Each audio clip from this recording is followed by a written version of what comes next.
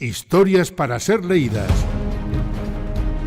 Un podcast de ciencia ficción, terror y fantasía dirigido por Olga Paraíso. Ficciones sonoras con las que podrás sumergirte en otra realidad.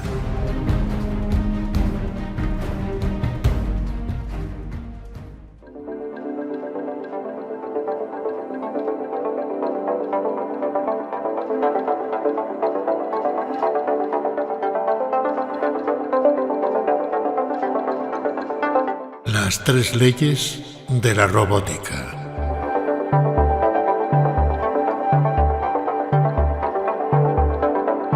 Uno.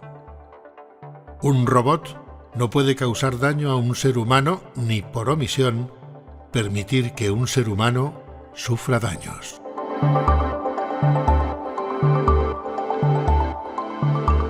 2. Un robot debe obedecer las órdenes dadas por los seres humanos, salvo cuando tales órdenes entren en conflicto con la primera ley.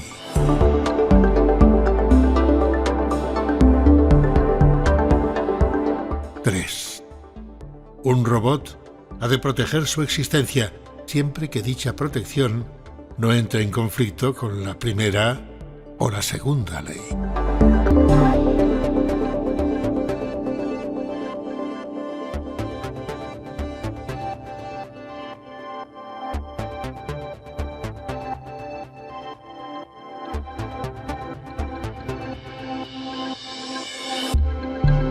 Para todos los oyentes que se hayan profundamente interesados por la física teórica, la velocidad de la luz y de las partículas subatómicas, aquí comienza tu aventura del saber.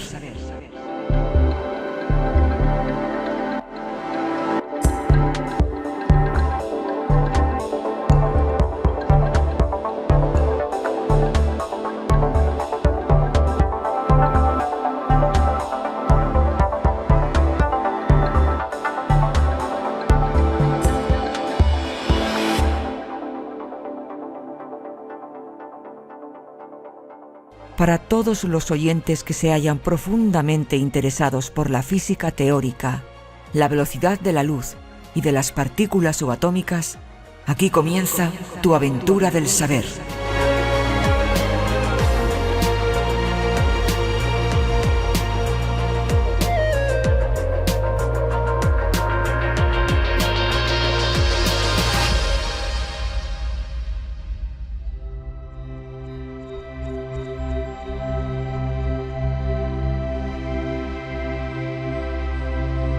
Profesor, ¿qué es el método científico? Evidentemente, el método científico es el método que utilizan los científicos para hacer descubrimientos científicos. Pero esta definición no parece muy útil. ¿Podemos dar más detalles? Pues bien, cabría dar la siguiente versión ideal de dicho método. Detectar la existencia de un problema, como puede ser, por ejemplo, la cuestión de por qué los objetos se mueven como lo hacen, acelerando en ciertas condiciones y decelerando en otras. Separar luego y desechar los aspectos no esenciales del problema. El olor de un objeto, por ejemplo, no juega ningún papel en su movimiento. Reunir todos los datos posibles que incidan en el problema. En los tiempos antiguos y medievales equivalía simplemente a la observación sagaz de la naturaleza, tal como existía. A principios de los tiempos modernos empezó a entreverse la posibilidad de ayudar a la naturaleza en ese sentido. Cabía planear deliberadamente una situación en la cual los objetos se comportaran de una manera determinada y suministraran datos relevantes para el problema.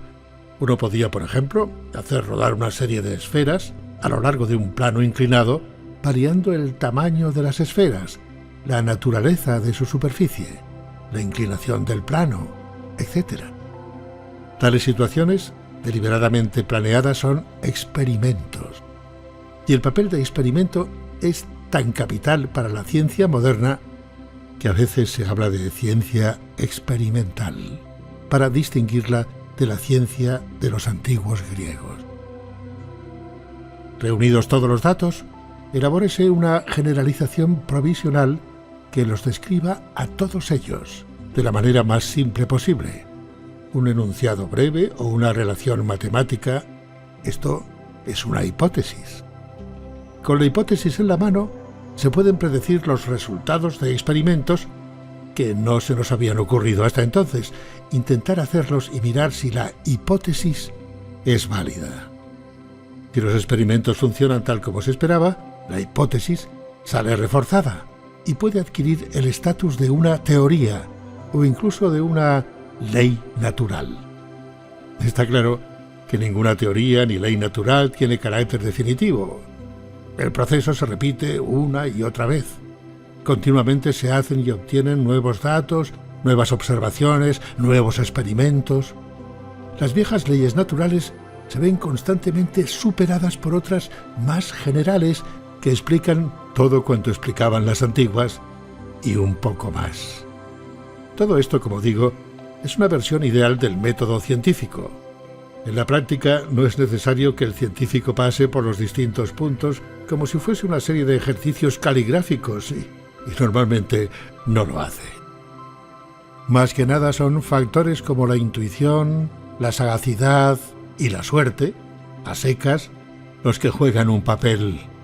La historia de la ciencia está llena de casos en los que un científico da de pronto con una idea brillante, basada en datos insuficientes y en poca o ninguna experimentación, llegando así a una verdad útil cuyo descubrimiento quizá hubiese requerido años mediante la aplicación directa y estricta del método científico.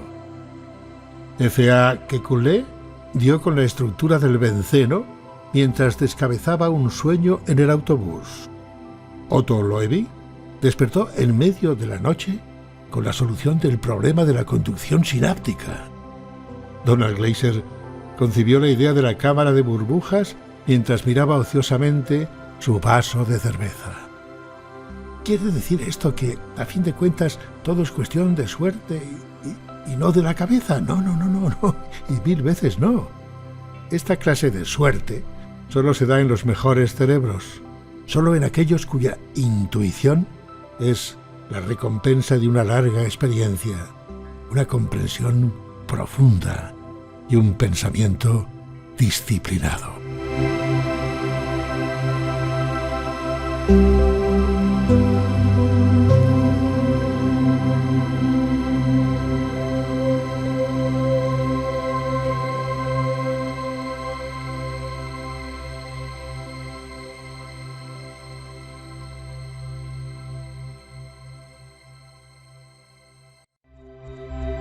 Profesor, ¿quién fue, en su opinión, el científico más grande que jamás existió?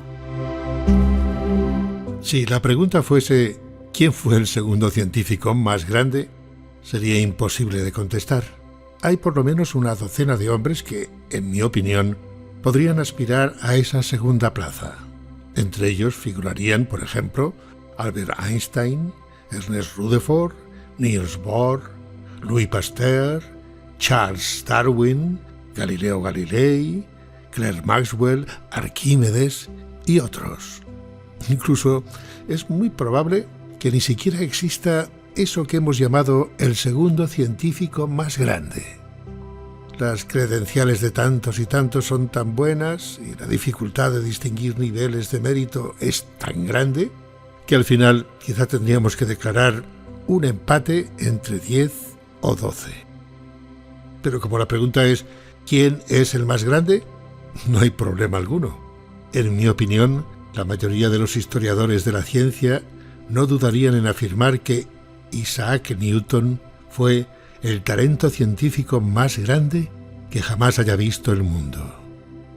Tenía sus faltas, viva el cielo, era un mal conferenciante, tenía algo de cobarde moral y de llorón autocompasivo y de vez en cuando era víctima de serias depresiones, pero como científico no tenía igual. Fundó las matemáticas superiores después de elaborar el cálculo.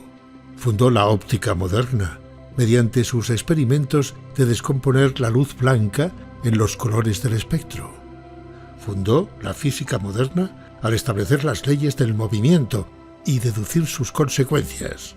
Fundó la astronomía moderna, estableciendo la ley de la gravitación universal. Cualquiera de estas 4 hazañas habría bastado por sí sola para distinguirle como científico de importancia capital. Las 4 juntas le colocan en primer lugar de modo incuestionable. Pero no son solo sus descubrimientos. Lo que hay que destacar en la figura de Newton, más importante aún, fue su manera de presentarlos. Los antiguos griegos habían reunido una cantidad ingente de pensamiento científico y filosófico. Los nombres de Platón, Aristóteles, Euclides, Arquímedes y Ptolomeo habían descollado durante 2000 años, como gigantes, sobre las generaciones siguientes. Los grandes pensadores árabes y europeos echaron mano de los griegos y apenas osaron exponer una idea propia sin refrendarla con alguna referencia a los antiguos. Aristóteles, en particular, fue el maestro de aquellos que saben. Durante los siglos XVI y XVII, una serie de experimentadores como Galileo y Robert Boyle demostraron que los antiguos griegos no siempre dieron con la respuesta correcta. Galileo, por ejemplo, tiró abajo las ideas de Aristóteles acerca de la física, efectuando el trabajo que Newton resumió más tarde en sus 3 leyes del movimiento. No obstante, los intelectuales europeos siguieron sin atreverse a romper con los durante tanto tiempo idolatrados griegos. Luego, en 1687, publicó Newton su Principia Mathematica, en latín, el libro científico más grande jamás escrito, según la mayoría de los científicos. Allí presentó sus leyes de movimiento, su teoría de la gravitación y muchas otras cosas, utilizando las matemáticas en el estilo estrictamente griego y organizando todo de manera impecablemente elegante. Quienes leyeron el libro tuvieron que admitir que al fin se hallaban ante una mente igual o superior a cualquiera de las de la antigüedad y que la visión del mundo que presentaba era hermosa, completa e infinitamente superior en racionalidad e inevitabilidad a todo lo que contenían los libros griegos. Ese hombre y ese libro destruyeron la influencia paralizante de los antiguos y rompieron para siempre el complejo de inferioridad intelectual del hombre moderno. Tras la muerte de Newton, Alexander Pope lo resumió todo en 2 líneas. La naturaleza y sus leyes permanecían ocultas en la noche. Dijo Dios, sea Newton. Y todo fue luz.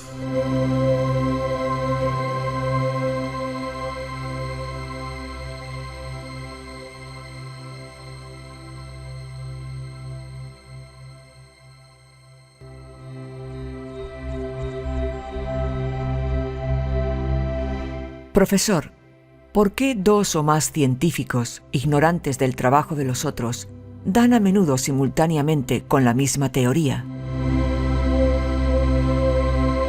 La manera más simple de contestar a esto es decir que los científicos no trabajan en el vacío.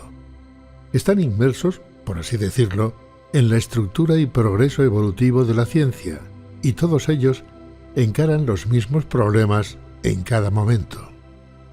Así, en la primera mitad del siglo XIX, el problema de la evolución de las especies estaba en el candelero. Algunos biólogos se oponían acaloradamente a la idea misma, mientras que otros especulaban ávidamente con sus consecuencias y trataban de encontrar pruebas que la apoyaran.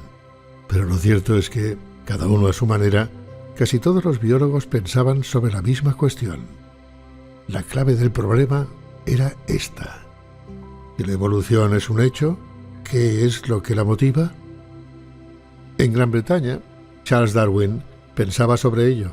En las Indias Orientales, Alfred Wallace, inglés también, pensaba sobre el mismo problema. Ambos habían viajado por todo el mundo. Ambos habían hecho observaciones similares y sucedió que ambos, en un punto crucial de su pensamiento, leyeron un libro de Thomas Malthus que describía los efectos de la presión demográfica sobre los seres humanos. Tanto Darwin como Wallace empezaron a pensar sobre la presión demográfica en todas las especies. ¿Qué individuos sobrevivirían y cuáles no? Ambos llegaron a la teoría de la evolución por selección natural, lo cual no tiene en realidad nada de sorprendente. Dos hombres que trabajan sobre el mismo problema y con los mismos métodos, encarados con los mismos hechos a observar y disponiendo de los mismos libros de consulta, es muy probable que lleguen a las mismas soluciones. Lo que ya me sorprende más es que el segundo nombre de Darwin, Wallace y Malthus, empezase en los tres casos por R. A finales del siglo XIX eran muchos los biólogos que trataban de poner en claro la mecánica de la genética. Tres hombres, trabajando los tres en el mismo problema, al mismo tiempo y de la misma manera, pero en diferentes países, llegaron a las mismas conclusiones, pero entonces los tres, repasando la literatura, descubrieron que otro, Gregor Mendel, había obtenido 34 años antes las leyes de la herencia y había pasado inadvertido.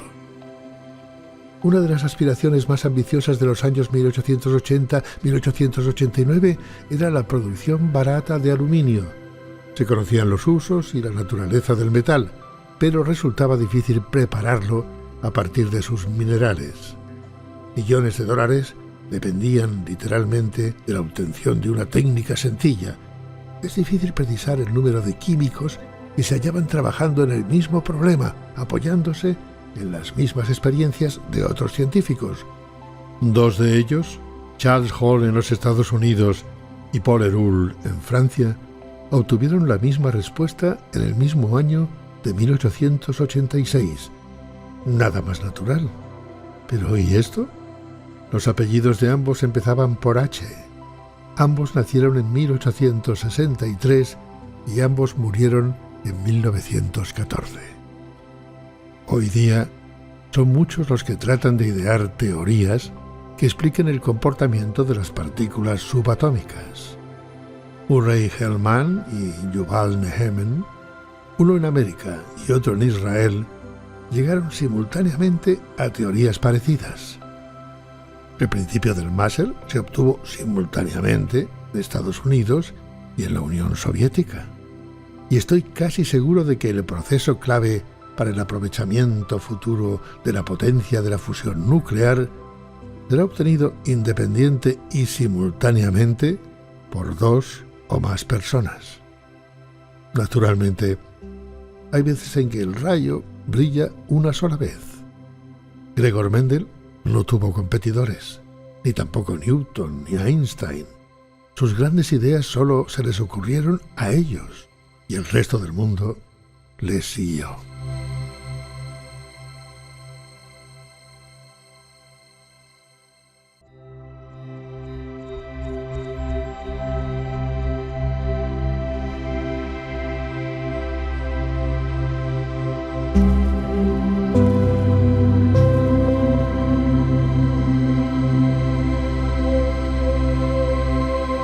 Profesor, ¿qué dice el teorema de Gödel? ¿Demuestra que la verdad es inalcanzable? Desde los tiempos de Euclides, hace ya 2200 años, los matemáticos han intentado partir de ciertos enunciados llamados axiomas y deducir luego de ellos toda clase de conclusiones útiles. En ciertos aspectos es casi como un juego con dos reglas. En primer lugar, los axiomas tienen que ser los menos posibles. En segundo lugar, los axiomas tienen que ser consistentes. Tiene que ser imposible deducir dos conclusiones que se contradigan mutuamente. Cualquier libro de geometría de bachillerato comienza con un conjunto de axiomas. Por dos puntos cualesquiera solo se puede trazar una recta. El total es la suma de las partes, etc. Durante mucho tiempo se supuso que los axiomas de Euclides eran los únicos que podían constituir una geometría consistente y que por eso eran verdaderos. Pero en el siglo XIX se demostró que, modificando de cierta manera los axiomas de Euclides, se podían construir geometrías diferentes, no euclidianas. Cada una de estas geometrías difería de las otras, pero todas ellas eran consistentes. A partir de entonces no tenía ya sentido preguntar cuál de ellas era verdadera. En lugar de ello, había que preguntar cuál era útil. De hecho, son muchos los conjuntos de axiomas a partir de los cuales se podría construir un sistema matemático consistente. En ninguno de esos sistemas matemáticos tendría que ser posible deducir, a partir de sus axiomas, que algo es a la vez así y no así, porque entonces las matemáticas no serían consistentes. Habría que desecharlas. ¿Pero qué ocurre si establecemos un enunciado y comprobamos que no podemos demostrar que es o así o no así? Supongamos que digo, el enunciado que estoy haciendo es falso. ¿Es falso? Si es falso, entonces es falso que esté diciendo algo falso. Y tengo que estar diciendo algo verdadero. Pero si estoy diciendo algo verdadero, entonces es cierto que estoy diciendo algo falso. Y sería verdad que estoy diciendo algo falso. Podría estar yendo de un lado para otro indefinidamente.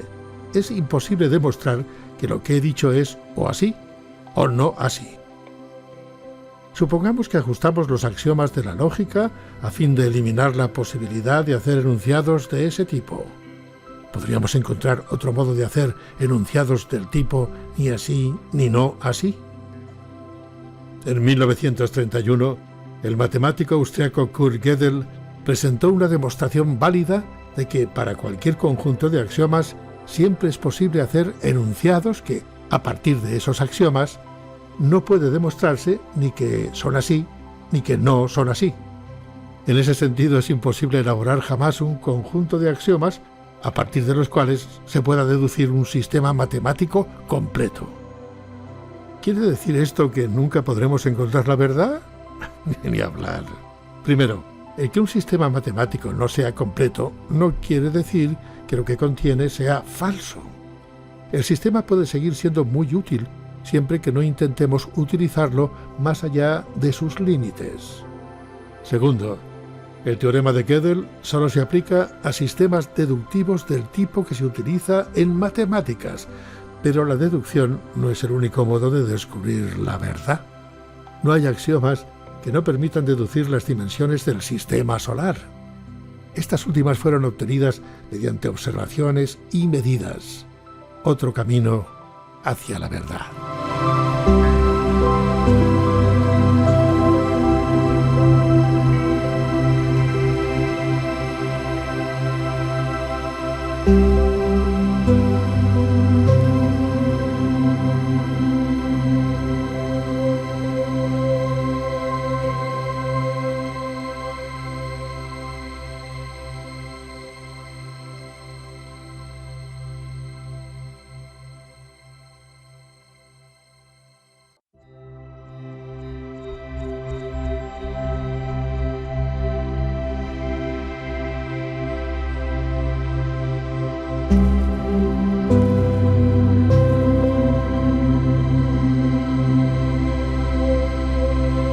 Profesor, ¿qué ocurriría si una fuerza irresistible se enfrentase con un cuerpo inamovible?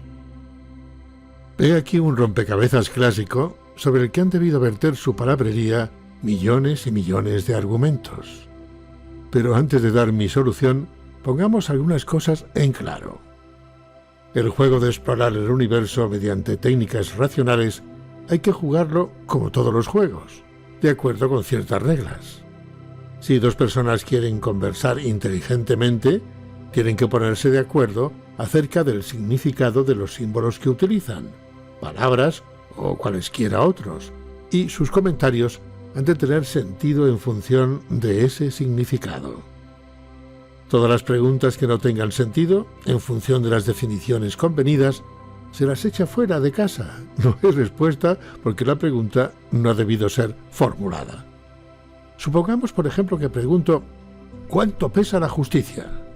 Quizá esté pensando en la estatua de la justicia con la balanza en la mano. Pero el peso es una propiedad de la masa y solo tienen masa las cosas materiales. De hecho, la definición más simple de materia es aquello que tiene masa. La justicia no es una cosa material, sino una abstracción. Por definición, la masa no es una de sus propiedades, y preguntar por el peso de la justicia es formular una pregunta sin sentido. no existe respuesta. Una fuerza irresistible es, por definición, si queremos que las palabras tengan significado, una fuerza que no puede ser resistida. Una fuerza que moverá o destruirá cualquier cuerpo que encuentre, por grande que sea, sin debilitarse ni desviarse perceptiblemente. En un universo que contiene una fuerza irresistible, no puede haber ningún cuerpo inamovible, pues acabamos de definir esa fuerza irresistible como una fuerza capaz de mover cualquier cosa. Un cuerpo inamovible es, por definición, si queremos que las palabras tengan algún significado, un cuerpo que no puede ser movido. Un cuerpo que absorberá cualquier fuerza que encuentre, por muy grande que sea, sin cambiar ni sufrir daños perceptibles en el encuentro. En un universo que contiene un cuerpo inamovible, no puede haber ninguna fuerza irresistible, porque acabamos de definir ese cuerpo inamovible como un cuerpo capaz de resistir cualquier fuerza. Si formulamos una pregunta que implique la existencia simultánea de una fuerza irresistible y de un cuerpo inamovible, estamos violando las definiciones implicadas por las frases mismas. Las reglas del juego de la razón no lo permiten. Así pues, la pregunta ¿qué ocurriría si una fuerza irresistible se enfrentase con un cuerpo inamovible? Carece de sentido y no precisa de respuesta. El oyente quizás se pregunte si es posible construir las definiciones de modo que no quepa formular preguntas incontestables. La respuesta es que no, como ya expliqué en la cuestión 4.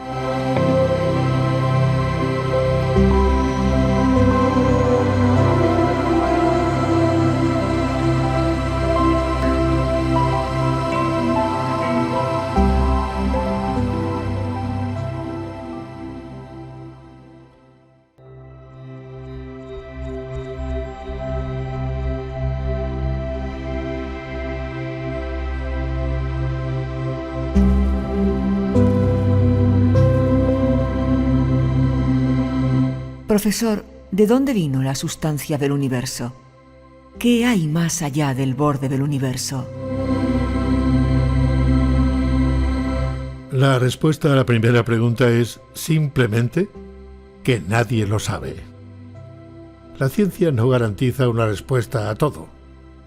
Lo único que ofrece es un sistema para obtener respuestas, una vez que se tiene suficiente información. Hasta ahora, no disponemos de la clase de información que nos podría decir de dónde vino la sustancia del universo. Pero especulemos un poco. A mí, por mi parte, se me ha ocurrido que podría haber algo llamado energía negativa que fuese igual que la energía positiva ordinaria, pero con la particularidad de que cantidades iguales de ambas se unirían para dar nada como resultado. Y al revés, lo que antes era nada podría cambiar de pronto y convertirse en una pompa de energía positiva y otra pompa igual de energía negativa. De ser así, la pompa de energía positiva quizás se convirtiese en el universo que conocemos, mientras que en algún otro lado existiría el correspondiente universo negativo. Pero, ¿por qué lo que antes era nada se convirtió de pronto en dos pompas de energía opuesta? ¿Acaso sea que en un mar infinito de nada se estén formando constantemente pompas de energía positiva y negativa de igual tamaño para luego, después de sufrir una serie de cambios evolutivos, recombinarse y desaparecer? Estamos en una de esas pompas en el periodo de tiempo entre la nada y pensando sobre ello. Pero todo esto no es más que especulación. Los científicos no han descubierto hasta ahora nada que se parezca a esa energía negativa, ni tienen ninguna razón para suponer que exista. Hasta entonces mi idea carecerá de valor. ¿Y qué hay más allá del universo? Supongamos que contesto no universo. El lector dirá que eso no significa nada y quizá esté en lo cierto. Por otro lado, hay muchas preguntas que no tienen respuesta sensata. Por ejemplo, ¿qué altura tiene arriba? Y estas preguntas son preguntas sin sentido. Pero pensemos de todos modos sobre ello. Imagínese el lector convertido en una hormiga muy inteligente que viviese en medio del continente norteamericano.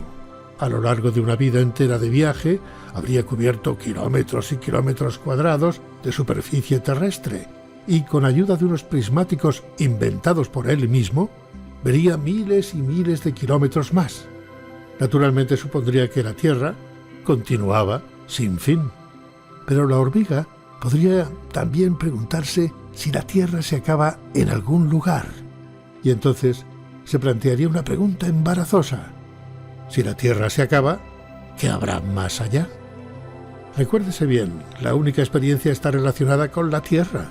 La hormiga nunca ha visto el océano, ni tiene la noción de océano, ni puede imaginarse más que tierra.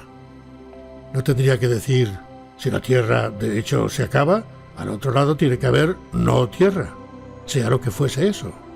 ¿Y no estaría en lo cierto? Pues bien, el universo se define como la suma total de la materia y energía y todo el espacio que llenan. Entonces, en el supuesto de que el universo tenga un fin, tiene que haber no materia y no energía inmersas en el no espacio al otro lado. Dicho brevemente, no universo, sea lo que fuere eso. Y si el universo nació como una pompa de energía positiva formada junto con otra de energía negativa a partir de nada, entonces más allá del universo hay nada. O lo que quizás sea lo mismo, no universo.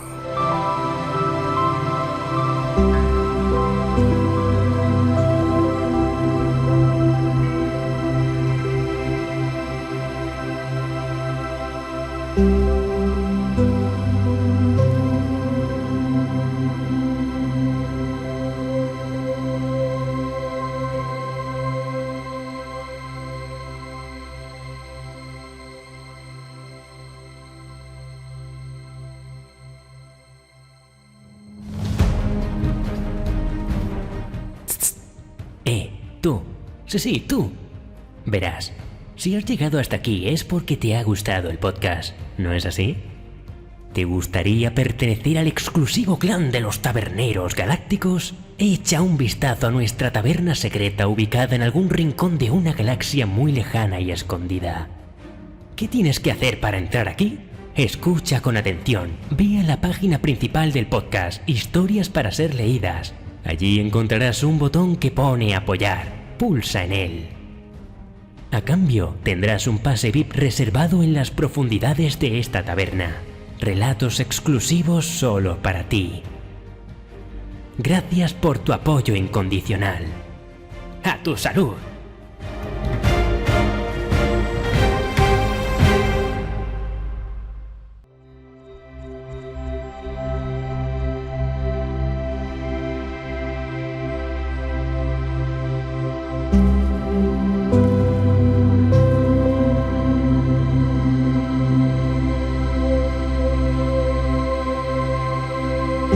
Profesor, ¿por qué se habla de la baja temperatura del espacio? ¿Cómo puede tener el espacio vacío una temperatura? Ni debería hablarse de baja temperatura del espacio, ni puede el espacio vacío tener una temperatura. La temperatura es el contenido térmico medio por átomo de una cantidad de materia, y solo la materia puede tener temperatura. Supongamos que un cuerpo como la Luna flotase en el espacio a años luz de la estrella más cercana. Si al principio la superficie está a 25 grados centígrados, perdería continuamente calor por radiación, pero también lo ganaría de la radiación de las estrellas lejanas. Sin embargo, la radiación que llegaría hasta ella desde las estrellas sería tan pequeña que no compensaría la pérdida ocasionada por su propia radiación, y la temperatura de la superficie comenzaría a bajar al instante. A medida que la temperatura de la superficie lunar bajase, iría decreciendo el ritmo de pérdida de calor por radiación, hasta que finalmente, cuando la temperatura fuese suficientemente baja, la pérdida por radiación sería lo suficientemente pequeña como para ser compensada por la absorción de la radiación de las lejanas estrellas. En ese momento, la temperatura de la superficie lunar sería realmente baja, ligeramente superior al cero absoluto. Esta baja temperatura de la superficie lunar, lejos de las estrellas, es un ejemplo de lo que la gente quiere decir cuando habla de la baja temperatura del espacio. En realidad la Luna no está lejos de todas las estrellas, está bastante cerca, menos de 100 millones de millas de una de ellas, el Sol. Si la Luna desde el Sol diese siempre la misma cara, esta cara iría absorbiendo calor solar, hasta que su temperatura en el centro de la cara sobrepasara, con mucho, el punto de ebullición del agua. Solo a esa temperatura tan alta estarían equilibrados el gran influjo solar y su propia pérdida por radiación.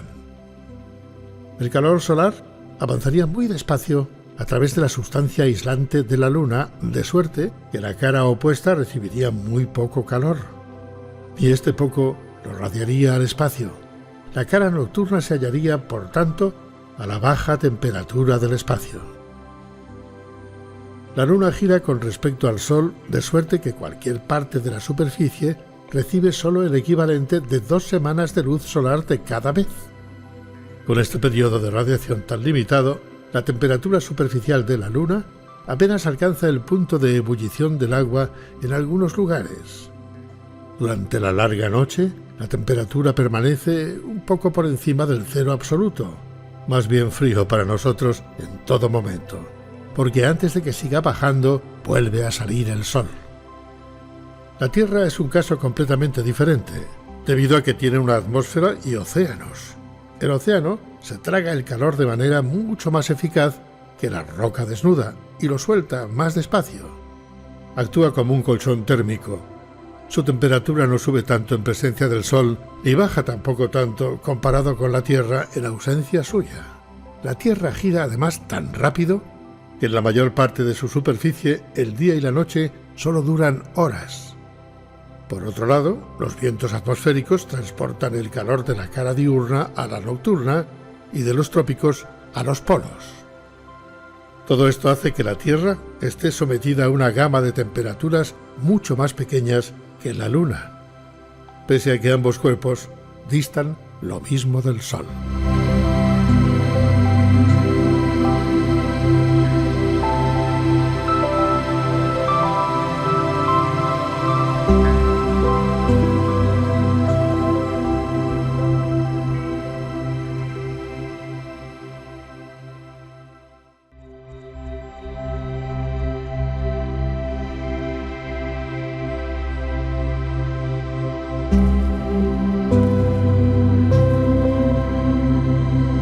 Profesor, ¿qué es el polvo cósmico y de dónde viene?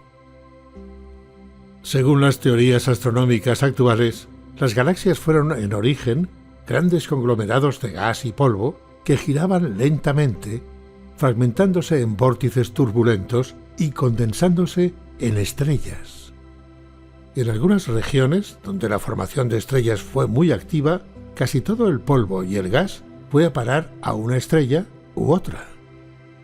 Poco o nada fue lo que quedó en el espacio intermedio. Esto es cierto para los cúmulos globulares, las galaxias elípticas y el núcleo central de las galaxias espirales. Dicho proceso fue mucho menos eficaz en las afueras de las galaxias espirales. Las estrellas se formaron en números mucho menores y sobró mucho polvo y mucho gas. Nosotros, los habitantes de la Tierra, nos encontramos en los brazos espirales de nuestra galaxia y vemos las manchas oscuras que proyectan las nubes de polvo contra el resplandor de la Vía Láctea. El centro de nuestra propia galaxia queda completamente oscurecido por tales nubes. El material de que está formado el universo consiste en su mayor parte en hidrógeno y helio.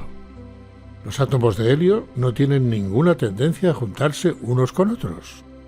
Los de hidrógeno sí, pero solo en parejas, formando moléculas de hidrógeno, H2. La mayor parte del material que flota entre las estrellas consiste en pequeños átomos de helio o en pequeños átomos y moléculas de hidrógeno. Todo ello constituye el gas interestelar, que forma la mayor parte de la materia entre las estrellas. El polvo interestelar o polvo cósmico, que se halla presente en cantidades mucho más pequeñas, se compone de partículas diminutas, pero mucho más grandes que átomos o moléculas y por tanto deben contener átomos que no son ni de hidrógeno ni de helio. El tipo de átomo más común en el universo, después del hidrógeno y del helio, es el oxígeno. El oxígeno puede combinarse con hidrógeno para formar grupos oxidrilo, OH, y moléculas de agua, H2O, que tienen una marcada tendencia a unirse a otros grupos y moléculas del mismo tipo que encuentren en el camino, de forma que poco a poco se van constituyendo pequeñísimas partículas compuestas por millones y millones de tales moléculas. Los grupos oxidrilo y las moléculas de agua pueden llegar a constituir una parte importante del polvo cósmico. Fue en 1965 cuando se detectó por primera vez grupos oxidrilo en el espacio y se comenzó a estudiar su distribución. Desde entonces se ha informado también de la existencia de moléculas más complejas que contienen átomos de carbono, así como de hidrógeno y oxígeno. El polvo cósmico tiene que contener también agrupaciones atómicas formadas por átomos aún menos comunes que los de hidrógeno, oxígeno y carbono. En el espacio interestelar se han detectado átomos de calcio, sodio, potasio y hierro, observando la luz que esos átomos absorben. Dentro de nuestro sistema solar, hay un material parecido, aportado quizás por los cometas. Es posible que fuera de los límites visibles del sistema solar exista una capa con gran número de cometas y que algunos de ellos se precipiten hacia el Sol, acaso por los efectos gravitatorios de las estrellas cercanas. Los cometas son conglomerados sueltos de diminutos fragmentos sólidos de metal y roca, unidos por una mezcla de hielo, metano y amoníaco congelados, y otros materiales parecidos. Cada vez que un cometa se aproxima al Sol, se evapora parte de su materia, liberando diminutas partículas sólidas que se esparcen por el espacio en forma de larga cola. En última instancia, el cometa se desintegra por completo.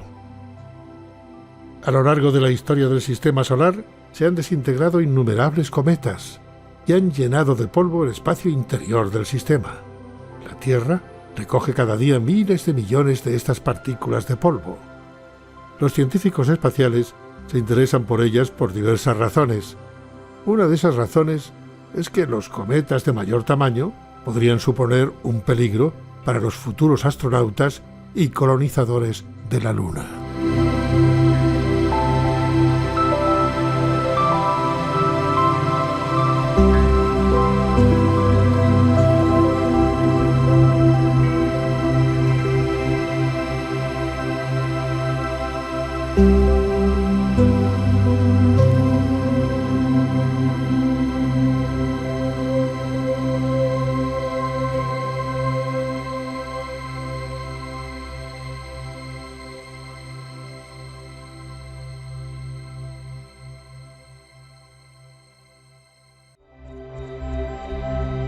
Profesor, contésteme a esta pregunta. ¿Qué es un agujero negro?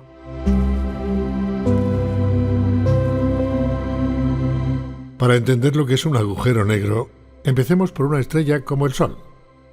El Sol tiene un diámetro de 1.390.000 kilómetros y una masa 330.000 veces superior a la de la Tierra. Teniendo en cuenta esa masa y la distancia de la superficie al centro, se demuestra que cualquier objeto colocado sobre la superficie del Sol estaría sometido a una atracción gravitatoria 28 veces superior a la gravedad terrestre en la superficie. Una estrella corriente conserva su tamaño normal gracias al equilibrio entre una altísima temperatura central, que tiende a expandir la sustancia estelar, y la gigantesca atracción gravitatoria, que tiende a contraerla y estrujarla. Si en un momento dado la temperatura interna desciende, la gravitación será dueña de la situación. La estrella comienza a contraerse y a lo largo de ese proceso, la estructura atómica del interior se desintegra. En lugar de átomos habrá ahora electrones, protones y neutrones sueltos. La estrella sigue contrayéndose hasta el momento en que la repulsión mutua de los electrones contrarresta cualquier contracción ulterior. La estrella es ahora una enana blanca. Si una estrella como el Sol sufriera este colapso que conduce al estado de enana blanca, toda su masa quedaría reducida a una esfera de unos 16.000 kilómetros de diámetro. ¿Y su gravedad superficial? Con la misma masa pero a una distancia mucho menor del centro, sería 210.000 veces superior a la de la Tierra. En determinadas condiciones, la atracción gravitatoria se hace demasiado fuerte para ser contrarrestada por la repulsión electrónica. La estrella se contrae de nuevo, obligando a los electrones y protones a combinarse para formar neutrones, y forzando también a estos últimos a apelotonarse en estrecho contacto. La estructura neutrónica contrarresta entonces cualquier ulterior contracción, y lo que tenemos es una estrella de neutrones, que podría albergar toda la masa de nuestro Sol en una esfera de solo 16 kilómetros de diámetro. La gravedad superficial sería 200.000 millones de veces superior a la de la Tierra. La gravitación puede superar incluso la resistencia de la estructura neutrónica. En ese caso, ya no hay nada que pueda oponerse al colapso. La estrella puede contraerse hasta un volumen cero y la gravedad superficial aumentar hacia el infinito. Según la teoría de la relatividad, la luz emitida por una estrella pierde algo de su energía al avanzar contra el campo gravitatorio de la estrella. Cuanto más intenso es el campo, tanto mayor es la pérdida de energía, lo cual ha sido comprobado experimentalmente en el espacio y en el laboratorio. La luz emitida por una estrella ordinaria como el Sol pierde muy poca energía. La emitida por una enana blanca, algo más, y la emitida por una estrella de neutrones, aún más. A lo largo del proceso de colapso de la estrella de neutrones, llega un momento en que la luz que emana de la superficie pierde toda su energía y no puede escapar. Un objeto sometido a una compresión mayor que la de las estrellas de neutrones tendría un campo gravitatorio tan intenso que cualquier cosa que se aproximara a él quedaría atrapada y no podría volver a salir. Es como si el objeto atrapado hubiera caído en un agujero infinitamente hondo y no cesase nunca de caer. Y como ni siquiera la luz puede escapar, el objeto comprimido sería negro, literalmente un agujero negro.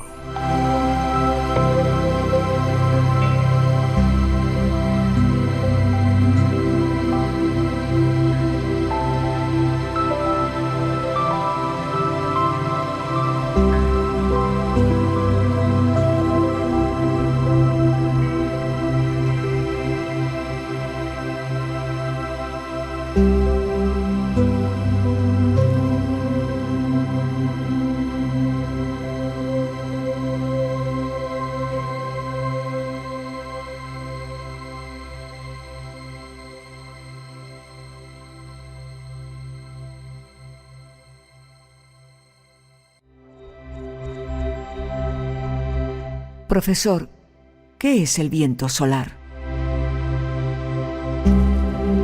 Ya en 1850, el astrónomo inglés Richard C. Carrington, estudiando a la sazón las manchas solares, notó una pequeñísima erupción en la cara del Sol que permaneció visible durante unos 5 minutos. Carrington pensó que había tenido la suerte de observar la caída de un gran meteoro en el Sol. El uso de instrumentos más refinados para el estudio del Sol mostró hacia los años 20 del siglo pasado que esas erupciones solares eran sucesos comunes que solían ocurrir en conjunción con las manchas solares. El astrónomo americano George E. Hale había inventado en 1889 el espectroheliógrafo, que permitía observar el Sol a través de la luz de una longitud de onda determinada y fotografiar el Sol con la luz de hidrógeno incandescente de la atmósfera solar o del calcio incandescente, por ejemplo. Y se comprobó que las erupciones solares no tenían nada que ver con los meteoritos, sino que eran efímeras explosiones de hidrógeno caliente. Las erupciones de pequeño tamaño son muy comunes, pudiéndose detectar cientos de ellas en un día, especialmente donde hay grandes complejos de manchas solares y cuando éstas están creciendo. Las de gran tamaño, como la que vio Carrington, son raras, apareciendo solo unas cuantas cada año. Hay veces en que la erupción se produce justo en el centro del disco solar y explotan hacia arriba en dirección a la Tierra. Al cabo de un tiempo, empiezan a ocurrir cosas muy curiosas en nuestro planeta. En cuestión de días, las auroras boreales se abrillantan, dejándose ver a veces desde las regiones templadas. La aguja magnética se desmanda y se vuelve loca, por lo que a veces se habla de una tormenta magnética. Hasta el siglo presente, tales sucesos no afectaban gran cosa a la población general, pero en el siglo XX se comprobó que las tormentas magnéticas también afectaban a la recepción de radio y al comportamiento de los equipos electrónicos en general. La importancia de las tormentas magnéticas aumentó a medida que la humanidad fue dependiendo cada vez más de dichos equipos. Durante una de esas tormentas es muy posible que la transmisión por radio y televisión se interrumpa y que los equipos de radar dejen de funcionar. Cuando los astrónomos estudiaron las erupciones con más detenimiento, se vio que en la explosión salía despedido hacia arriba hidrógeno caliente y que parte de él lograba saltar al espacio a pesar de la gigantesca gravedad del Sol.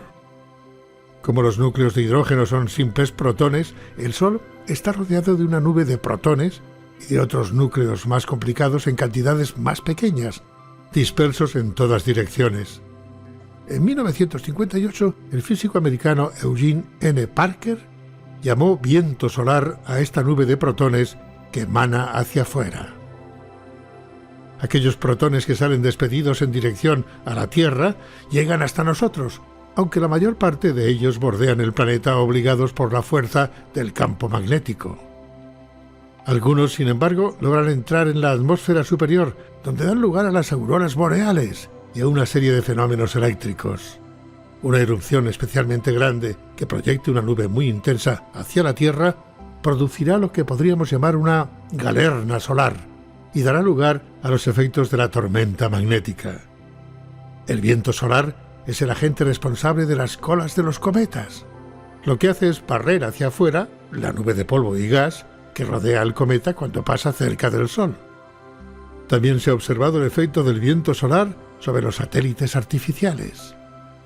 Uno de ellos, el Echo 1, grande y ligero de peso, se desvió perceptiblemente de su órbita calculada por la acción del viento solar.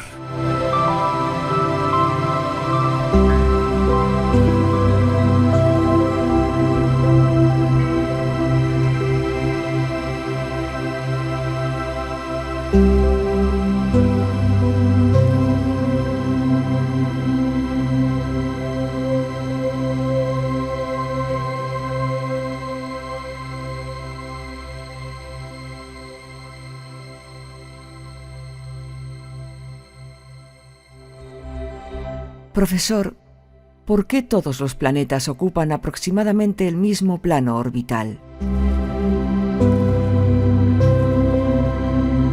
La mejor conjetura astronómica es que todos se mueven en el mismo plano orbital, porque nacieron de un mismo y único disco plano de materia. Las teorías al uso sugieren que el sistema solar fue en origen una enorme masa de gas y polvo en rotación, que acaso fuese esférica en un principio. Bajo la influencia de su propia atracción gravitatoria, fue condensándose, con lo cual tuvo que empezar a girar cada vez más deprisa para conservar el momento angular.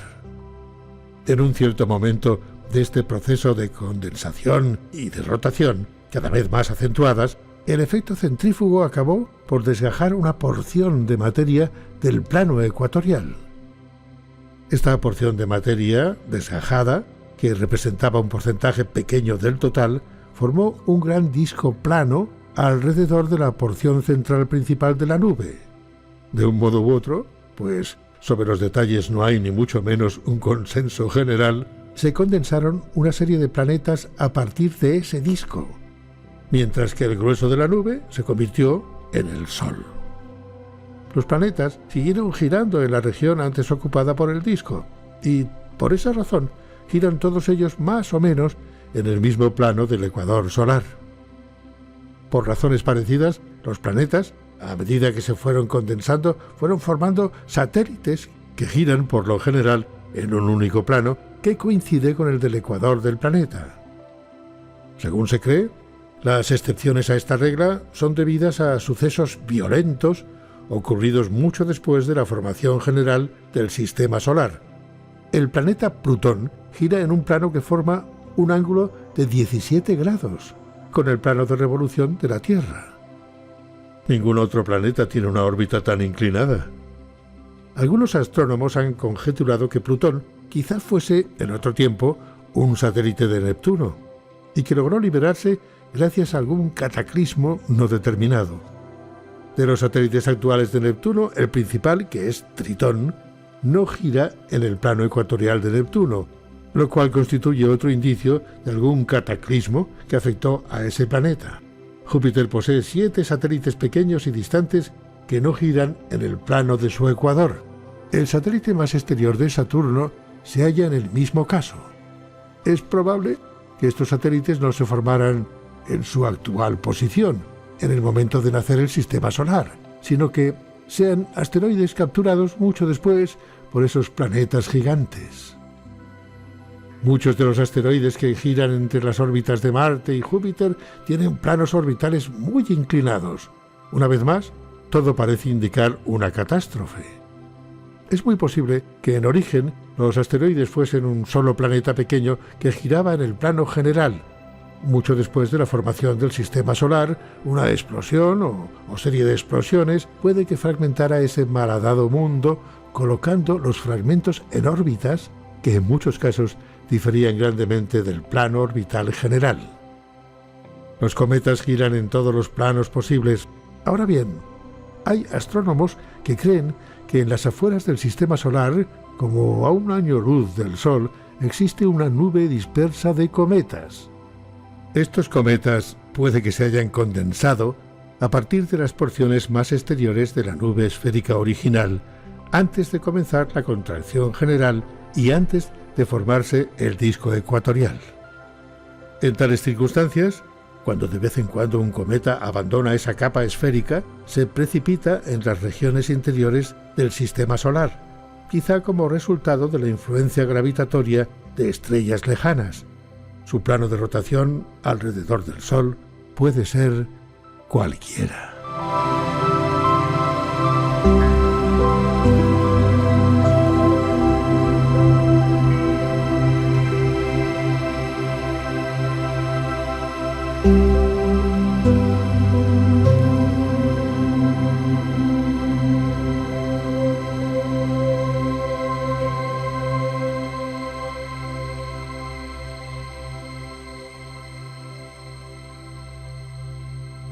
Profesor, respóndame a esta pregunta. ¿Por qué la Luna muestra siempre la misma cara hacia la Tierra? La atracción gravitatoria de la Luna sobre la Tierra hace subir el nivel del océano a ambos lados de nuestro planeta y crea así dos abultamientos. A medida que la Tierra gira de oeste a este, estos dos bultos, de los cuales uno mira siempre hacia la Luna y el otro en dirección contraria, se desplazan de este a oeste alrededor de la Tierra. Al efectuar este desplazamiento, los dos bultos rozan contra el fondo de los mares poco profundos, como el de Bering o el de Irlanda. Tal rozamiento convierte energía de rotación en calor, y este consumo de la energía de rotación terrestre hace que el movimiento de rotación de la Tierra alrededor de su eje vaya disminuyendo poco a poco. Las marcas actúan como un freno sobre la rotación de la Tierra, y como consecuencia de ello, los días terrestres se van alargando 1 segundo cada 1000 años. Pero no es solo el agua del océano lo que sube de nivel, en respuesta a la gravedad lunar. La corteza sólida de la Tierra también acusa el efecto, aunque en medida menos notable. El resultado son dos pequeños abultamientos rocosos que van girando alrededor de la Tierra, el uno mirando hacia la Luna y el otro en la cara opuesta de nuestro planeta. Durante este desplazamiento, el rozamiento de una capa rocosa contra otra va minando también la energía de rotación terrestre. Los bultos, claro está, no se mueven físicamente alrededor del planeta, sino que a medida que el planeta gira, remiten en un lugar y se forman en otro, según qué porciones de la superficie pasen por debajo de la Luna.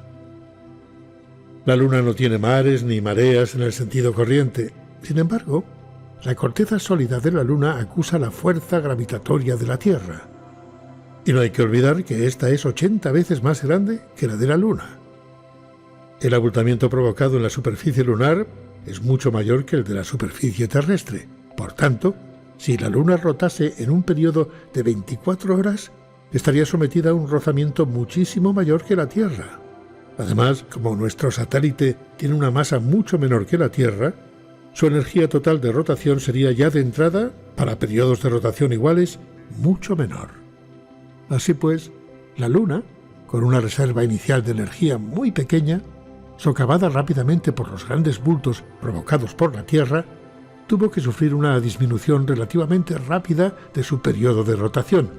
Hace seguramente muchos millones de años debió de decelerarse hasta el punto de que el día lunar se igualó con el mes lunar.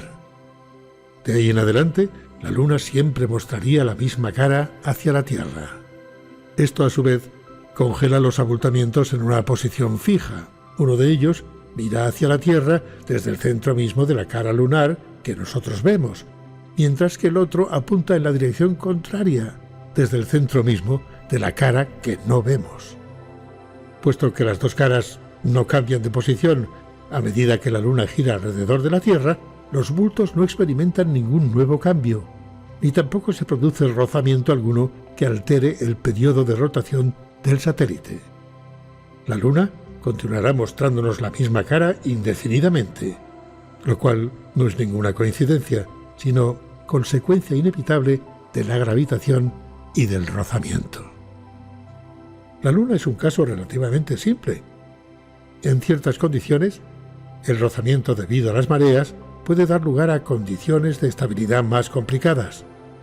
Durante unos 80 años, por ejemplo, se pensó que Mercurio, el planeta más cercano al Sol y el más afectado por la gravedad solar, ofrecía siempre la misma cara al Sol, por el mismo motivo que la Luna ofrece siempre la misma cara a la Tierra. Pero se ha comprobado que, en el caso de Mercurio, los efectos del rozamiento producen un periodo estable de rotación de 58 días, que es justamente 2/3 de los 88 días que constituyen el periodo de revolución de Mercurio alrededor del Sol.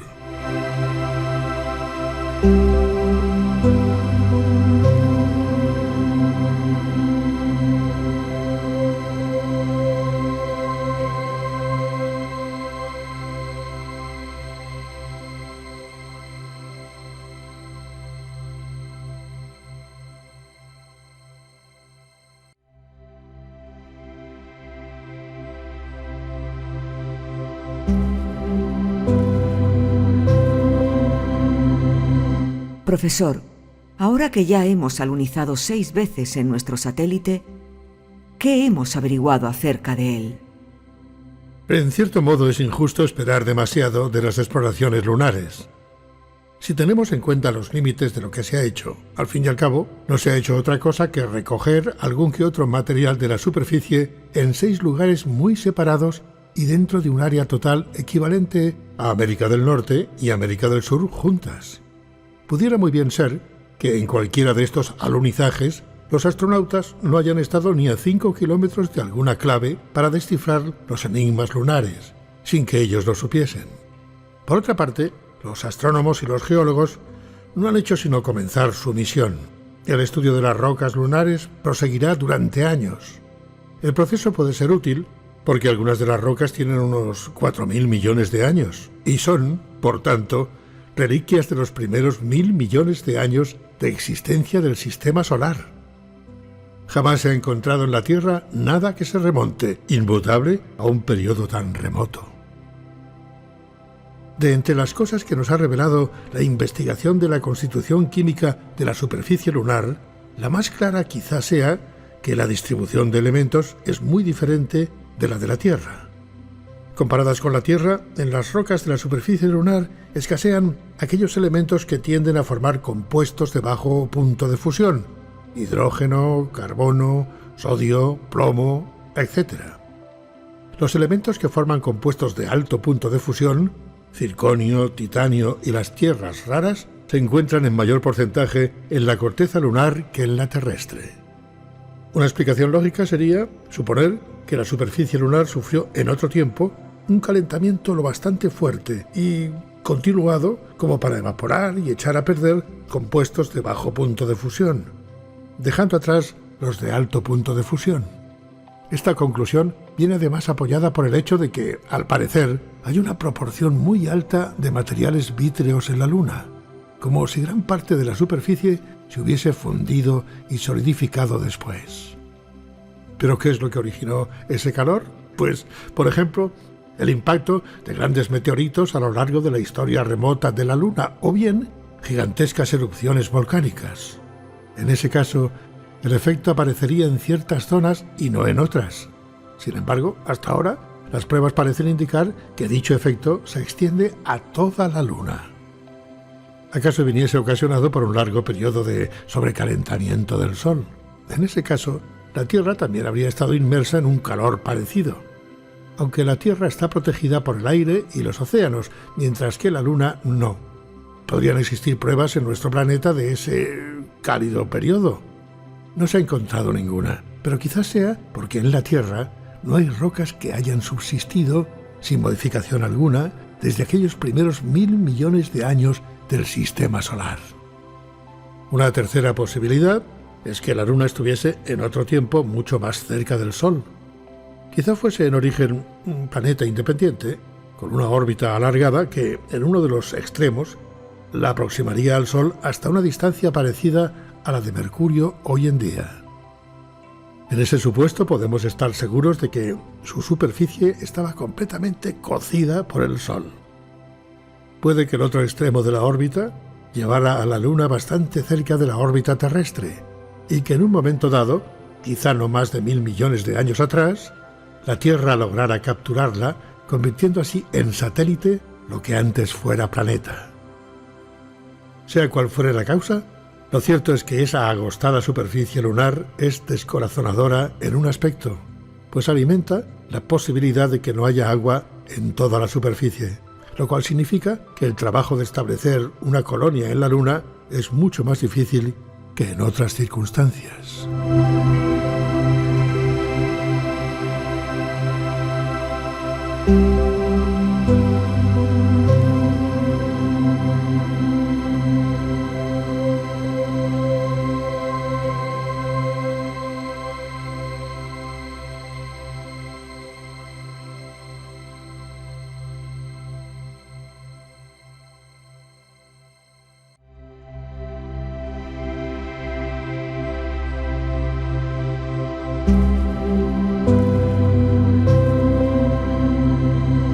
Profesor, ¿hay vida en Marte? En realidad no lo sabemos todavía, y quizá no lo sepamos hasta el día en que amarticen allí los científicos e investiguen. Pero a juzgar por lo que sabemos hoy día, parece probable que exista vida en Marte. Cierto es que la sonda Mariner 9, colocada en órbita a unas 1.000 millas sobre la superficie de Marte, no observó ningún signo de vida, pese a que rastreó todo el planeta. Pero la Tierra, vista desde la misma distancia y con los mismos métodos, tampoco revelaría ningún signo de vida. La atmósfera de Marte está muy enrarecida. Es 100 veces menos densa que la de la Tierra, y lo poco que hay es casi todo ello anhídrido carbónico.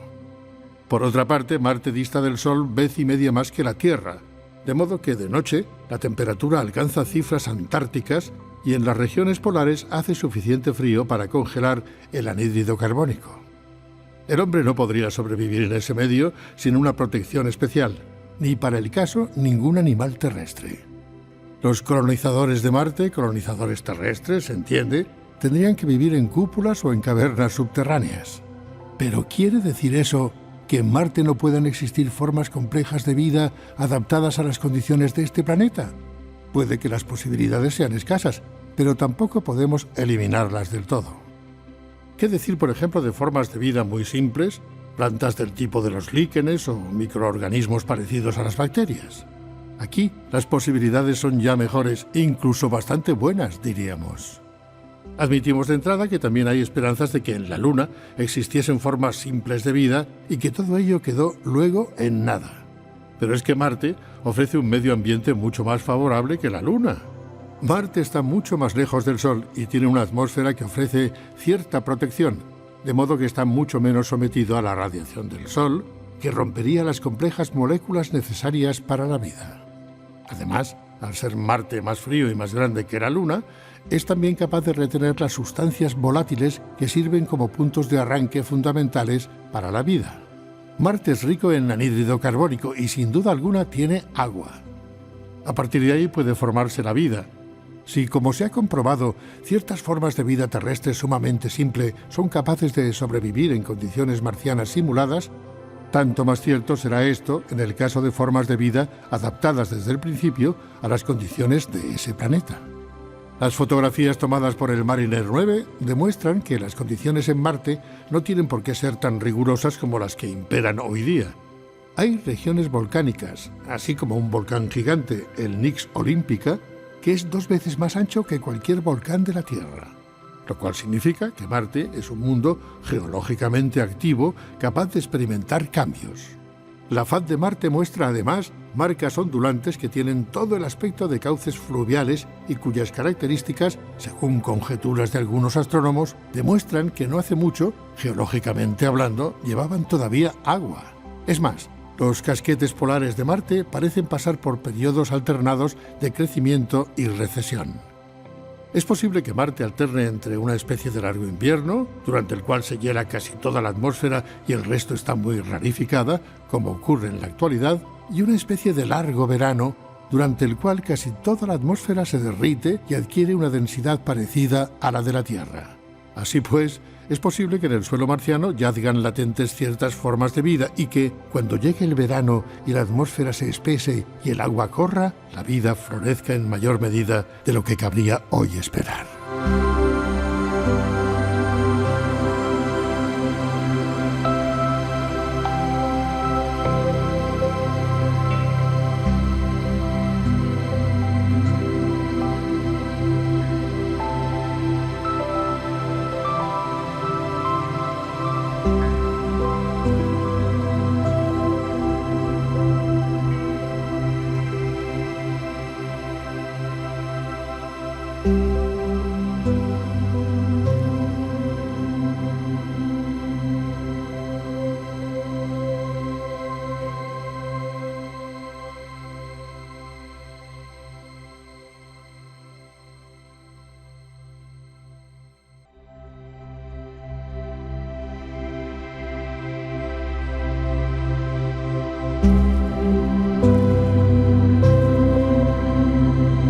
Profesor, contésteme a esta pregunta.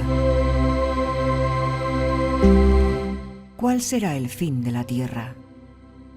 El primero en intentar hacer un estudio detallado de la historia pasada y previsiblemente futura de la Tierra sin recurrir a la intervención divina fue el geólogo escocés James Hutton.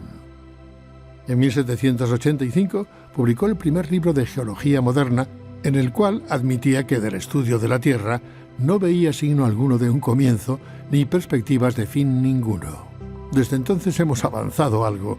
Hoy día estamos bastante seguros de que la Tierra adquirió su forma actual hace unos 4.700 millones de años. Fue por entonces cuando, a partir del polvo y gas de la nebulosa originaria que formó el sistema solar, nació la Tierra tal como la conocemos hoy día. Una vez formada y dejada en paz como colección de metales y rocas cubierta por una delgada película de agua y aire, podría existir para siempre, al menos por lo que sabemos hoy. Pero, ¿la dejarán en paz? El objeto más cercano, de tamaño suficiente y energía bastante para afectar seriamente a la Tierra, es el Sol. Mientras el Sol mantenga su actual nivel de actividad, como lleva haciendo durante miles de millones de años, la Tierra seguirá esencialmente inmutable. Ahora bien, ¿puede el Sol mantener para siempre ese nivel? Y caso de que no, ¿qué cambio se producirá y cómo afectará esto a la Tierra? Hasta los años 30 parecía evidente que el Sol, como cualquier otro cuerpo caliente, tenía que acabar enfriándose. Vertía y vertía energía al espacio, por lo cual este inmenso torrente tendría que disminuir y reducirse poco a poco a un simple chorrito. El Sol se haría naranja, luego rojo, iría apagándose cada vez más y finalmente se apagaría. En estas condiciones también la Tierra se iría enfriando lentamente. El agua se congelaría y las regiones polares serían cada vez más extensas. En último término, ni siquiera las regiones ecuatoriales tendrían suficiente calor para mantener la vida. El océano entero se congelaría en un bloque macizo de hielo e incluso el aire se licuaría primero y luego se congelaría. Durante billones de años, esta Tierra gélida y los demás planetas seguiría girando alrededor del difunto Sol. Pero aun en esas condiciones, la Tierra como planeta seguiría existiendo. Sin embargo, durante la década de los 30, los científicos nucleares empezaron por primera vez a calcular las reacciones nucleares que tienen lugar en el interior del Sol y otras estrellas. Y hallaron que aunque el Sol tiene que acabar por enfriarse, habrá periodos de fuerte calentamiento antes de ese fin. Una vez consumida la mayor parte del combustible básico, que es el hidrógeno, empezarán a desarrollarse otras reacciones nucleares que calentarán el Sol y harán que se expanda enormemente.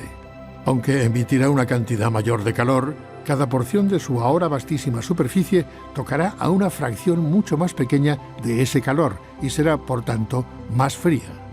El Sol se convertirá en una gigante roja.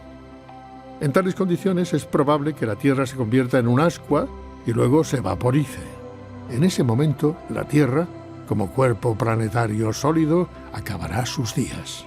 Pero no os preocupéis demasiado. Echadle todavía unos 8.000 millones de años.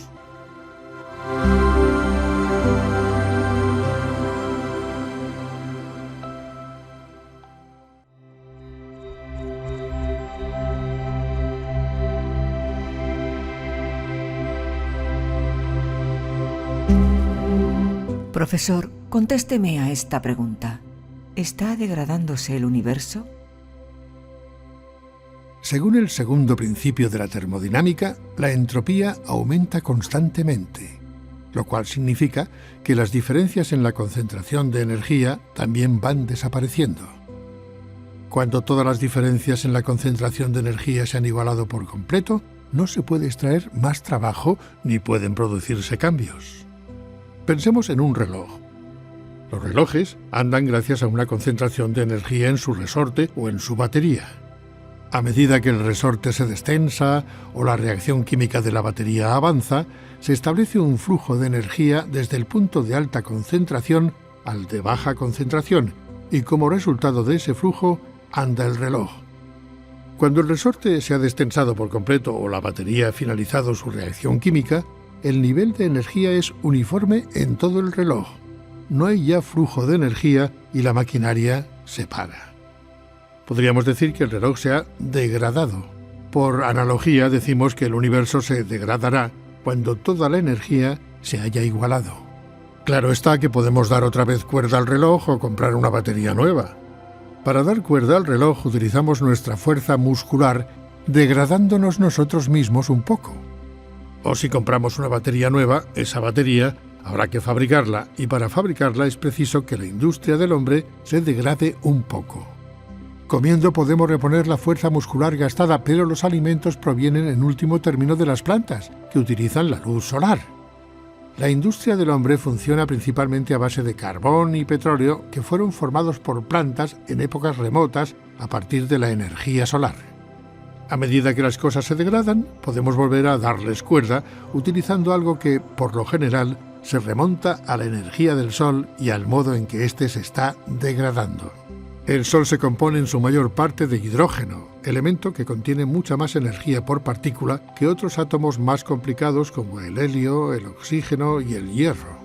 Dentro del Sol se está produciendo constantemente una gradual uniformación de la concentración de energía a medida que el hidrógeno se convierte en átomos más complicados. En las plantas de energía atómica de la Tierra ocurre otro tanto, a medida que los átomos de uranio se convierten en átomos menos complejos. Si algún día se llegan a construir plantas de fusión de hidrógeno, lo que estaríamos haciendo sería copiar, en cierto modo, lo que ocurre en el Sol. por lo que hoy sabemos llegará un momento en que las concentraciones de energía del Sol se igualarán, quedando solo átomos de tamaño intermedio. Y lo mismo reza para todas las demás estrellas del universo y en general para todo lo que hay en él. Si es cierto el segundo principio de la termodinámica, todas las concentraciones de energía en todos los lugares del universo se están igualando, y en ese sentido el universo se está degradando. La entropía alcanzará un máximo cuando toda la energía del universo esté perfectamente igualada. A partir de entonces no ocurrirá nada, porque aunque la energía seguirá allí, no habrá ya ningún flujo que haga que las cosas ocurran. La situación parece deprimente si es que el segundo principio es cierto en todo tipo de condiciones, pero tampoco hace falta alarmarse antes de tiempo. El proceso tardará billones de años en llegar a su fin, y el universo, tal como hoy existe, no solo sobrevivirá a nuestro tiempo, sino con toda probabilidad a la humanidad e incluso a la Tierra.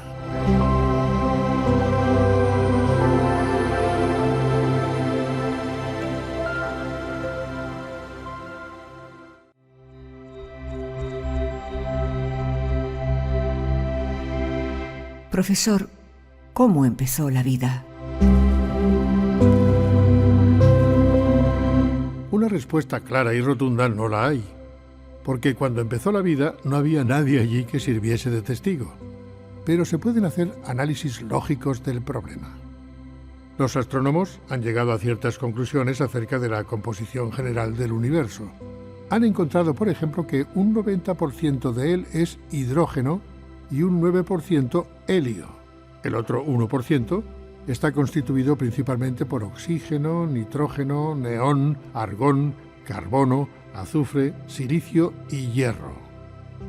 Partiendo de ahí, y sabiendo de qué manera es probable que se combinen tales elementos, es lógico concluir que la Tierra tenía al principio una atmósfera muy rica en ciertos compuestos de hidrógeno: vapor de agua, amoníaco, metano, sulfuro de hidrógeno, cianuro de hidrógeno, etc. Y también habría un océano de agua líquida con gases atmosféricos disueltos en ella. Para que se iniciase la vida en un mundo como este, es preciso que las moléculas elementales que existían al principio se combinaran entre sí para formar moléculas complejas. En general, la construcción de moléculas complicadas de muchos átomos a base de moléculas elementales de pocos átomos requiere un aporte de energía. La luz del Sol, sobre todo su contenido ultravioleta, al incidir sobre el océano, podía suministrar la energía necesaria para obligar a las moléculas pequeñas a formar otras mayores. Pero, ¿cuáles eran esas moléculas mayores? El químico americano Stanley L. Miller decidió en 1952 averiguarlo. Preparó una mezcla de sustancias parecidas a las que, según se cree, existió en la primitiva atmósfera terrestre, y se cercioró de que era completamente estéril. Luego la expuso durante varias semanas a una descarga eléctrica que servía como fuente de energía.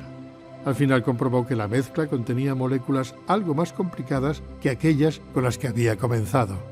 Todas ellas eran moléculas del tipo que se encuentran en los tejidos vivos, y entre ellas había algunos de los aminoácidos que son los bloques fundamentales de unos importantes compuestos, las proteínas. Desde 1952 ha habido muchos investigadores de diversos países que han repetido el experimento añadiendo detalles y refinamientos. Han construido diversas moléculas por métodos muy distintos y las han utilizado luego como punto de partida de otras construcciones. Se ha comprobado que las sustancias así formadas apuntan directamente hacia las complejas sustancias de la vida, las proteínas y los ácidos nucleicos. No se ha hallado ninguna sustancia que difiera radicalmente de las que son características de los tejidos vivos. Aún no se ha conseguido nada que ni por un máximo esfuerzo de imaginación pudiera llamarse viviente.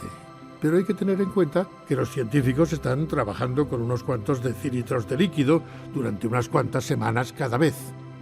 En los orígenes de la Tierra, lo que estaba expuesto al Sol era un océano entero de líquido durante miles de millones de años. Bajo el azote de la luz solar, las moléculas del océano fueron haciéndose cada vez más complejas, hasta que en último término surgió una que era capaz de inducir la organización de moléculas elementales en otra molécula igual que ella. Con ello comenzó y continuó la vida, evolucionando gradualmente hasta el presente. Las formas primitivas de vida tuvieron que ser mucho menos complejas que las formas más simples de vida en la actualidad, pero de todos modos ya eran bastante complejas. Hoy día, los científicos tratan de averiguar cómo se formó esa singular molécula que acabamos de mencionar. Parece bastante seguro que la vida se desarrolló no como un milagro, sino debido a la combinación de moléculas según una trayectoria de mínima resistencia. Dadas las condiciones de la Tierra primitiva, la vida no tuvo por menos de formarse, igual que el hierro no tiene por menos que oxidarse en el aire húmedo. Cualquier otro planeta que se parezca física y químicamente a la Tierra desarrollaría inevitablemente vida, aunque no necesariamente inteligente.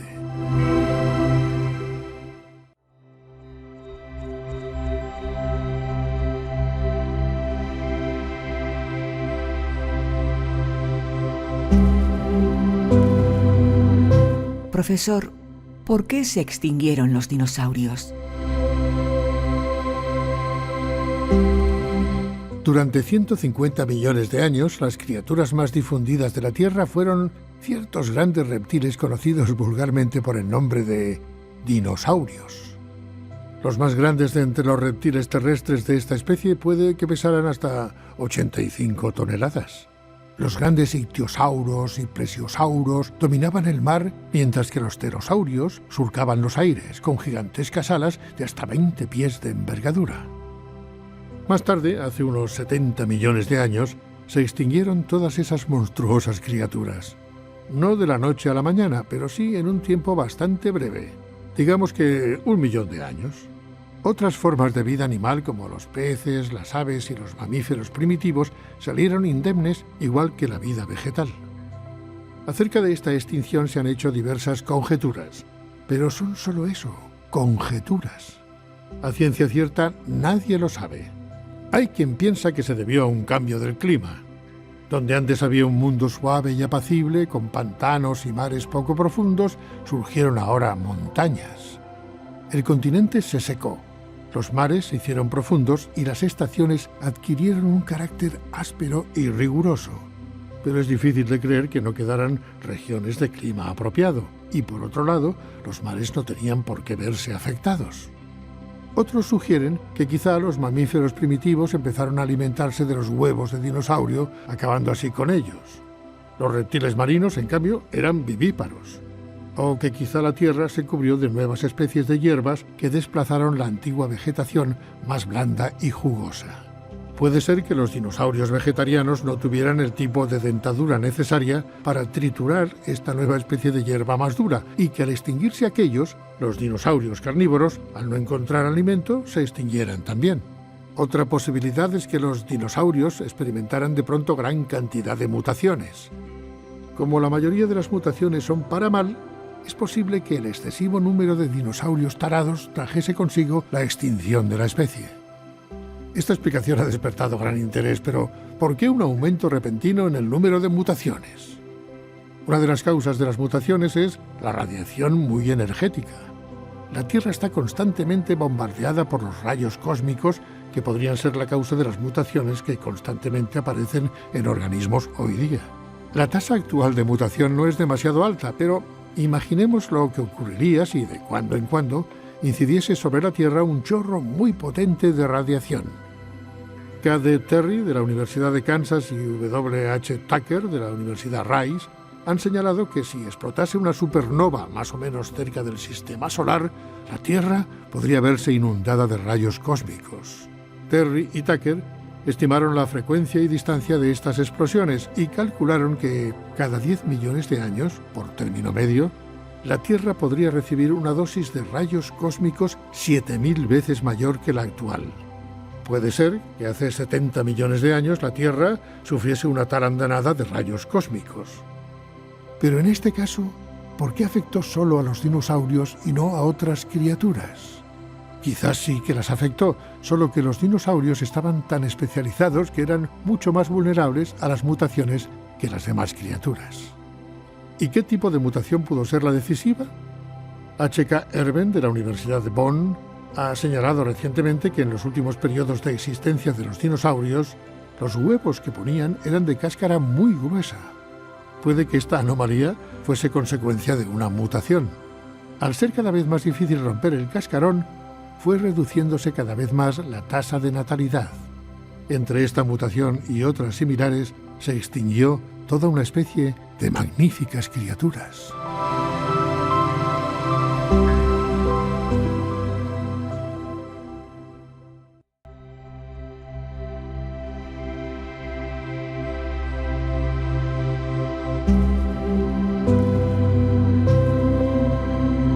Profesor, ¿cómo se descubrieron los virus?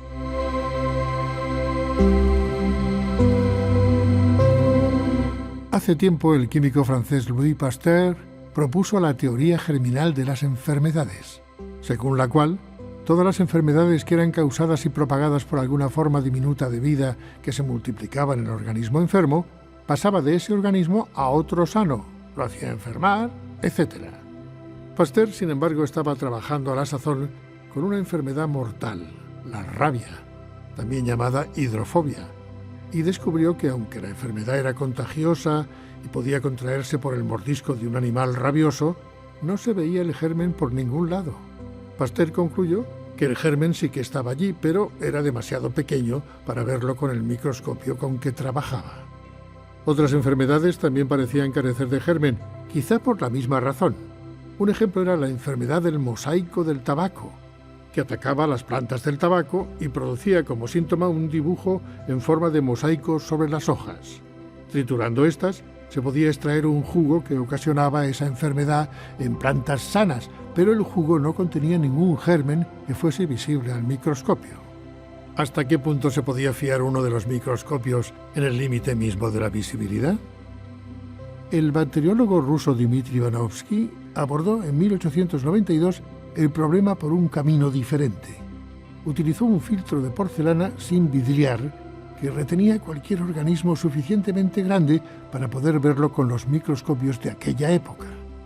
Hizo pasar el extracto infeccioso de plantas del tabaco enfermas a través del filtro y comprobó que el producto filtrado seguía infectando a las plantas sanas.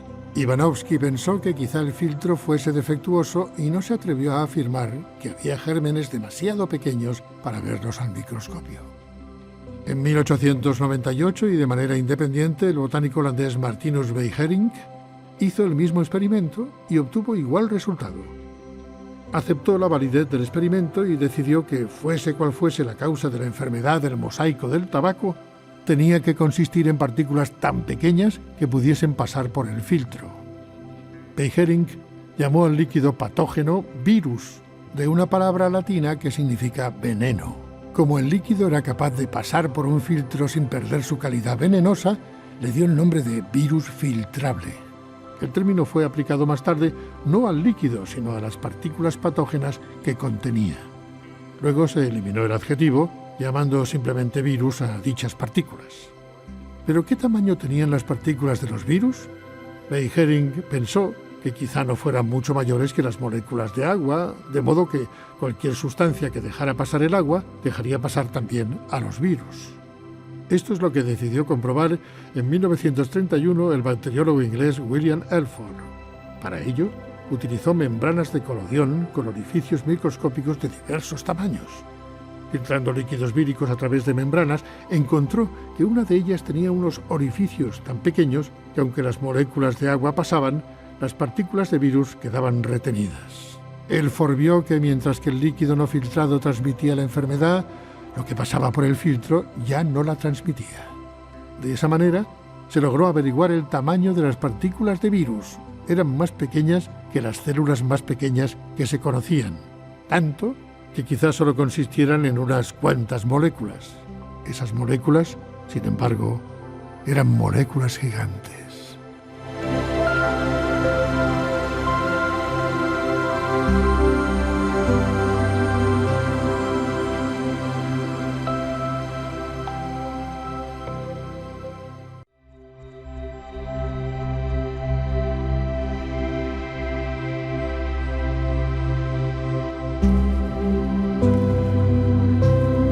Profesor, tengo una última pregunta. ¿Qué fin tiene el envejecer? Parece una pena tener que envejecer y morir, pero evidentemente es inevitable. Los organismos, como el nuestro, están efectivamente diseñados para envejecer y morir, porque nuestras células están programadas por sus genes para que vayan experimentando gradualmente esos cambios que denominamos envejecer. ¿Qué propósito puede tener el envejecimiento? ¿Puede ser beneficioso? Veamos. La propiedad más sorprendente de la vida, dejando aparte su propia existencia, es su versatilidad. Hay criaturas vivientes en la tierra, en el mar y en el aire, en los géiseres, en los desiertos, en la jungla, en los desiertos polares, en todas partes. Incluso es posible inventar un medio como los que creemos que existen en Marte o en Júpiter y encontrar formas elementales de vida que lograrían sobrevivir en esas condiciones. Para conseguir esa versatilidad tienen que producirse constantes cambios en las combinaciones de genes y en su propia naturaleza. Al dividirse un organismo unicelular, cada una de las dos células hijas tiene los mismos genes que la célula original. Si los genes se transmitieran como copias perfectas, la naturaleza de la célula original jamás cambiaría por mucho que se dividiera muchas veces. Pero la copia no siempre es perfecta. De vez en cuando hay cambios fortuitos, mutaciones, de modo que de una misma célula van surgiendo poco a poco distintas razas, variedades y finalmente especies, evolución. Algunas de estas especies se desenvuelven mucho mejor en un medio dado que otras y así es como las distintas especies van llenando los diversos nichos ecológicos de la Tierra. Hay veces que los organismos unicelulares intercambian entre sí porciones de cromosomas. Esta primitiva versión del sexo origina cambios de las combinaciones de genes, acelerando aún más los cambios evolutivos. En los animales pluricelulares fue adquiriendo cada vez más importancia la reproducción sexual, que implica la cooperación de dos organismos. La constante producción de descendientes, cuyos genes son una mezcla aleatoria de algunos del padre y otros de la madre, introdujo una variedad superior a lo que permitían las mutaciones por sí solas. Como resultado de ello, se aceleró considerablemente el ritmo de evolución. Las distintas especies podían ahora extenderse más fácilmente y con mayor rapidez dentro de nuevos nichos ecológicos o adaptarse mejor a los ya existentes a fin de explotarlos con mejor rendimiento. Vemos, pues, que la clave de todo esto fue la producción de descendientes con sus nuevas combinaciones de genes. Algunas de las nuevas combinaciones eran seguramente muy deficientes, pero no durarían mucho. De entre las nuevas combinaciones, las más útiles fueron las que llegaron a la meta y engrosaron la competencia. Pero para que este sistema funcione bien, es preciso que la vieja generación, con sus combinaciones no mejoradas de genes, desaparezca de la escena. No cabe duda de que los viejos morirían tarde o temprano en accidente o debido al desgaste general de la vida, pero es mucho más eficaz que el proceso venga acelerado por otro lado. Aquellas especies en las que las generaciones antiguas poseyeran células diseñadas para envejecer serían mucho más eficientes a la hora de deshacerse de los vejestorios y dejar el terreno expedito para los jóvenes. De este modo, evolucionarían más rápido y tendrían más éxito. La desventaja de la longevidad está a la vista. Las secuoyas y los pinos están casi extinguidos. El longevo elefante no tiene ni de lejos el éxito de la efímera rata. Y lo mismo diríamos de la vetusta tortuga comparada con el lagarto. Para bien de las especies, incluida la humana, lo mejor es que los viejos se mueran para que los jóvenes puedan vivir y perdonen.